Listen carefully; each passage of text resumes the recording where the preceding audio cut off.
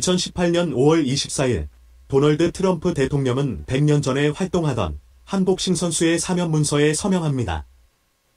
그 자리에는 영화 로키의 주인공이자 미국 복싱계에 영향력을 행사하고 있는 실베스타 스탈론 등이 참석했습니다. 트럼프 대통령이 이날 사면한 복싱 선수는 최초의 흑인 세계 헤비급 챔피언인 잭 존슨이었습니다. 인종차별이 만연했던 1910년대 백인 여성과 결혼했던 잭 존슨이 세계 타이틀전을 치르기 위해 아내와 함께 해외로 나간 것이 연방법 위반으로 기소되었고 현역 세계 헤비급 챔피언이었던 잭 존슨은 10개월간 연방교도소에 구속되었던 것입니다. 트럼프 대통령은 인종차별의 역사를 되새기며 상징적인 의미로 잭 존슨을 사면한 것입니다.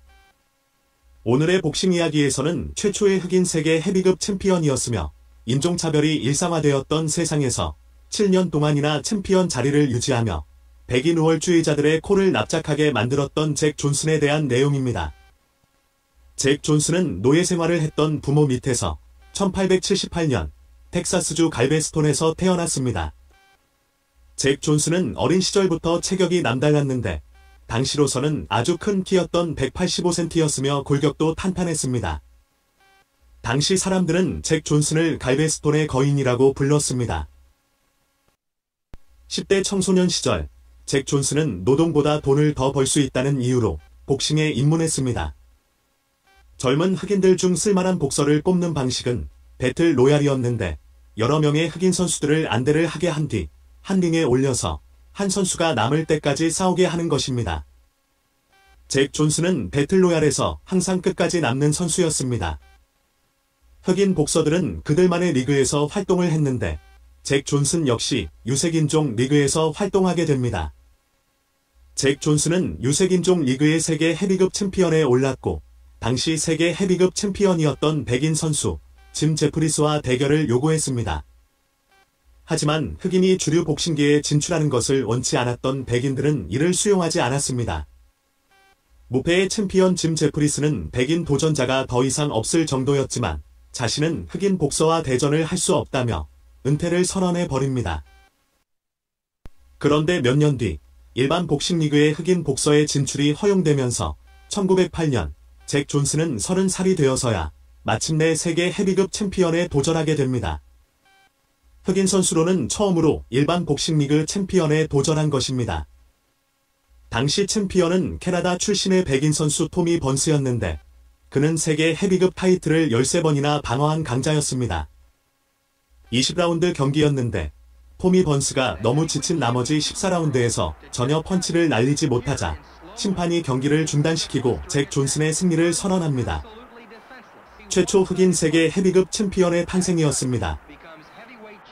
챔피언에 오른 잭 존슨은 연이은 타이틀을 방어해 나갑니다. 잭 존슨이 백인 도전자들을 물리칠 때마다 분노한 백인 우월주의자들은 민간인 흑인들을 교수형에 처하거나 폭행하는 사태까지 벌어지기도 했습니다. 백인 우월주의자들에게 잭 존슨은 거대한 악마 같은 존재였습니다.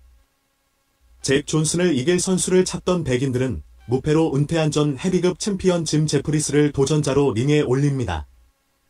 현역 챔피언 시절 잭 존슨과의 대전을 피했던 짐 제프리스는 엄청난 파이터 머니를 받고 대결을 받아들인 것입니다.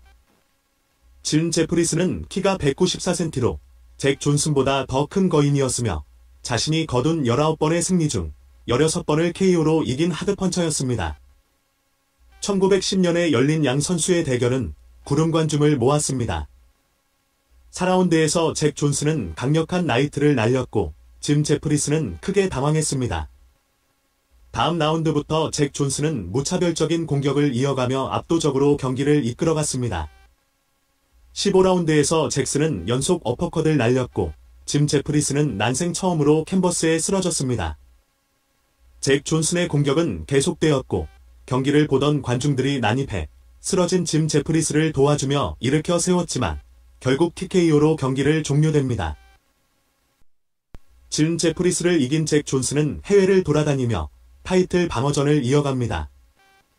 그런데 1913년 백인 아내와 해외로 나갔다는 이유로 잭 존슨은 연방교도소에 구속되어 10개월 동안 수감됩니다. 당시 흑인이 백인 여성을 데리고 국경을 넘어가면 연방법 위반에 해당되었습니다. 트럼프 대통령이 사면한 바로 그 범죄였습니다. 수감 생활을 마친 잭 존슨은 다시 링으로 돌아왔고 예전처럼 백인 도전자들을 물리치며 세계 헤비급 챔피언의 자리를 지켜나갑니다.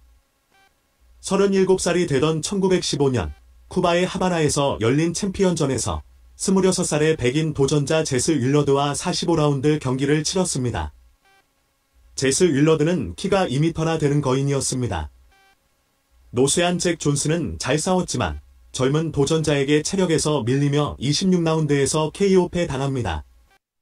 이후에도 연승을 이어갔지만 더 이상 잭 존슨에게는 세계 챔피언 도전의 기회가 오지 않았고 잭 존슨은 53세까지 복싱 현역 선수로 뛰었습니다. 비공식적으로 집계된 통산 전적은 93전 68승 11패, 11무승부 3무유이며 34KO를 기록했습니다. 잭 존슨의 복싱 스타일은 공격 일변도였던 당시 복싱 스타일과는 다르게 주먹을 피하고 막은 후 카운터 펀치를 날리는 아웃복서에 가까운 스타일이었습니다. 이는 60년 뒤 세계 헤비급을 평정한 무하마드 알리와 비슷하다고 할 수 있습니다. 단번에 KO시키는 대신 상대를 지칠 대로 지치게 만든 후 KO를 시키는 스타일이었습니다. 특히 백인 도전자들이 쓰러질만 하면 오히려 쓰러지지 않도록 도와주기까지 했습니다. 마치 백인 우월주의자들을 조롱하듯이 백인 도전자들을 가지고 논 것입니다. 갈베스톤의 거인 잭 존슨은 인종차별의 세상에서 맞서 자신만의 방식으로 백인 우월주의에 저항한 것입니다. 오늘의 복싱 이야기를 마치겠습니다.